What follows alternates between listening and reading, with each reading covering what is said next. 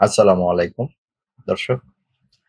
আপনারা জানেন আমাদের অন্তর্বর্তীকালীন প্রধান উপদেষ্টা ডক্টর মোহাম্মদ ইউনূস ৪ দিনের যুক্তরাজ্য সফর শেষ করে এখন বাংলাদেশে আসছেন। সফরে রাজা তৃতীয় চার্লসের কাছ থেকে প্রাসাদে হারমোনি অ্যাওয়ার্ড গ্রহণ করেছেন এবং ব্রিটেনে বিভিন্ন রাজনৈতিক এবং উচ্চপদস্থ কর্মকর্তাদের সাথে বৈঠক করেছেন।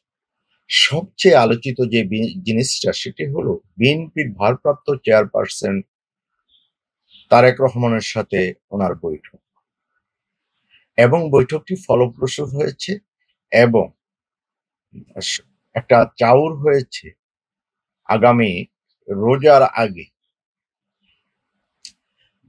ত্রয়োদশ জাতীয় সংসদ নির্বাচন হয়ে যায়। এই বৈঠকে খুব হৃদ্যতাপূর্ণ, সৌহার্দ্যপূর্ণ, আন্তরিকভাবে বৈঠকটি হয়েছে এবং দুজনে দুজনের কুশল বিনিময় করেছেন। আসলে এই বৈঠকটি খুব ভালো লেগেছে। তো এই বৈঠকে করার পর ডক্টর ইউনূসকে যে কি উপহার দিয়েছেন তারেক রহমান, চলুন শুনি। অন্তর্বর্তীকালীন সরকারের প্রধান উপদেষ্টা অধ্যাপক ডক্টর মোহাম্মদ ইউনূসকে বই ও কলম উপহার দিয়েছেন বিএনপির ভারপ্রাপ্ত চেয়ারম্যান তারেক রহমান। শুক্রবার যুক্তরাজ্যের লন্ডনে অনুষ্ঠিত বৈঠকে কুশল বিনিময়ের পর ডক্টর মোহাম্মদ ইউনূসকে এসব উপহার দেন তারেক রহমান।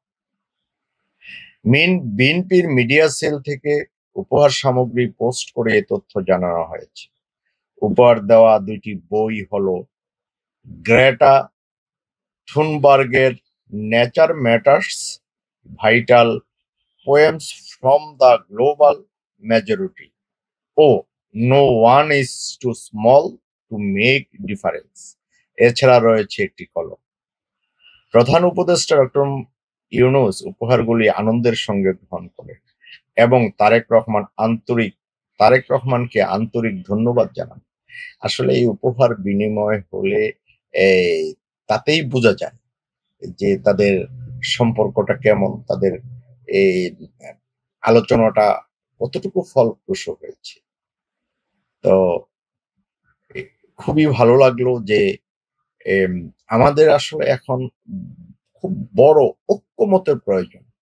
আমাদের পুরাটা জাতি গত বছরের 5ই আগস্টের পরে ফ্যাসিস্ট হাসিনা এই দেশ থেকে পালিয়ে যাওয়ার পরে আমাদের সবচেয়ে অনেক চড়াই উতরাই পেরোতে হয়েছে। আমাদের বড় চেষ্টা হবে আমরা পুরোটা জাতি একমত হয়ে। হ্যাঁ, আপনারা জানেন পার্শ্ববর্তী দেশের তো ইন্ধন আছেই আমাদের দেশটাকে অস্থিতিশীল করার জন্য, এই সরকারটাকে অস্থিতিশীল করার জন্য, অঘটন ঘটানোর জন্য। তো সেদিকে না গিয়ে এই যে একটা ঐক্যমত, এখন তো বর্তমানে বাংলাদেশের সবচাইতে বড় এবং পপুলার দল বিএনপি।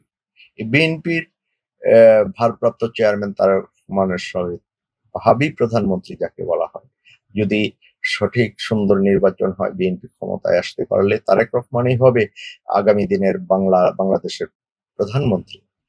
তো ওনার সাথে এই সুন্দর হৃদ্যতাপূর্ণ একটি বৈঠক হওয়াতে আসলেই দেশবাসী যেন ঐক্য থাকে, একটা ঐক্যের একটা পরিস্থিতি তৈরি হয়েছে যে আমরা ঐক্য দেশবাসীকে নিয়ে। এবং তারেক রহমান বিএনপি থেকে এটাও বলা হয়েছে বিএনপি সরকার গঠন করলে বর্তমান প্রধান উপদেষ্টা ডক্টর মোহাম্মদ ইউনূসকে ওনারা পাশে রাখবেন, পাশে চান ওনাকে।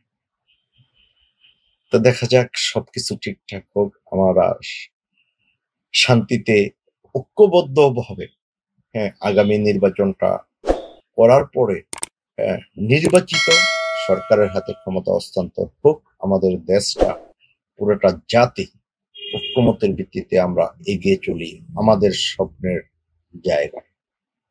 দর্শক, আজ এই পর্যন্তই। ভালো থাকবেন। আল্লাহ হাফিজ।